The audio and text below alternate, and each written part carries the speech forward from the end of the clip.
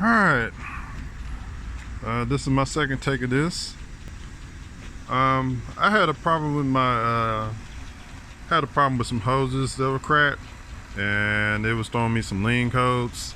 And right now it's in spec at the bottom. The engine speed shows what it is, and that 3 to 6 is actually 0.3 to 0.6 pounds per minute. And at the bottom is at 0.3, it's 3 to 6, so the second line is right, and then 0 is perfect. And I'm gonna show you how I got it to perfect. Let me rev it, show you there ain't no funny business. Alright, so see, in between there, just right. Alright, let me show you how I did it. This is part of the PCV system, and I've kind of put everything back together, but let me put this down for a minute.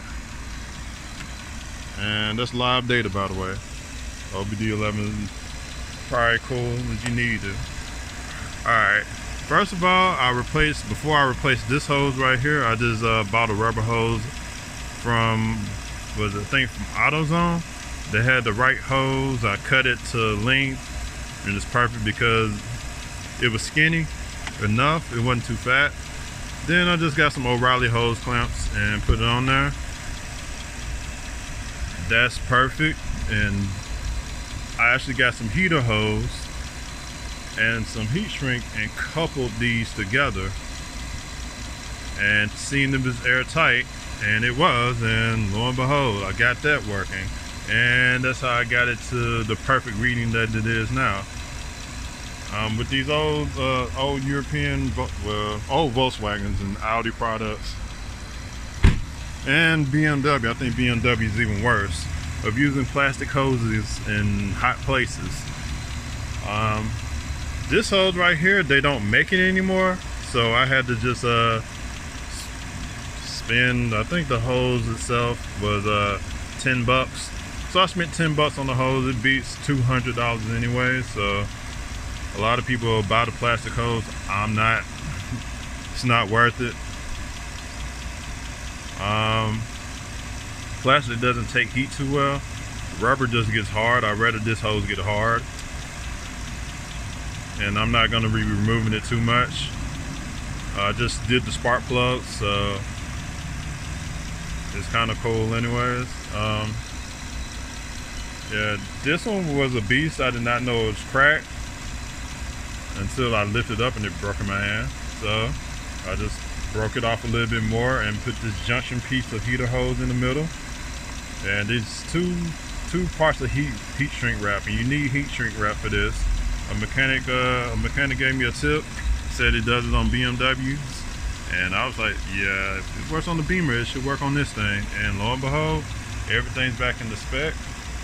I won't have any emissions problems because here in Hamilton County, Tennessee, we have emissions. So this emissions need to be on top of on top. Yeah, I feel this and this is working, and I feel this and this is working. And this hose haven't broke yet.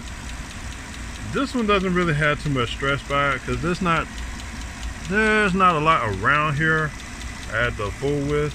Over here is where the fun is at. So this is how this one kind of gets broken anyway, because I broke this one at first trying to get it off, and this one I lifted and it fell in my hand after I was trying to find where it was cracked at. But up front here is pretty good. Like, these hoses are pretty good, so not too bad. I'll take this cover off. I know that was dumb because it's very hot, but yeah, these are pretty good, and these are all plastic. Which I say, you get a W12. Thank you, lucky stars, that you got the W12, because some of the 4-cylinder ones, they got it in the middle of the engine, which I find it to be stupid. Ours is just around the perimeter, so we're lucky. And even if it's in the middle, you just take zip, zip, zip, zip, zip, zip, zip, and one more bolt back there, and this whole plenum comes off. So that's how I change the spark plug. So it's no real big deal. I'll just put this cover back on here. Push here, cover on. Yeah, but pretty much that just show you how I solved this PCV problem I was having. Yeah, it will throw a check engine light, so just be warned. It'll drive just fine, but with VWs and most other cars, when that's messed up, you will start to see oil in the spark plug wells, and that's because this is not functioning right. That's what I saw, and that's what prompted me to check this system out and come to find out it was this was my culprit, and I fixed it, and the flow is just perfect. It's right in the middle at 0%. It says -50 to +50 is okay, but you want to be smack dab in the middle. You don't want to be too far off. So just a little Phaeton education for you guys.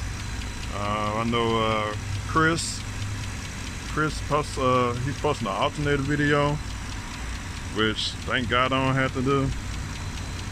So all I'm gonna say is I'm gonna book this thing for oil change, and that's it.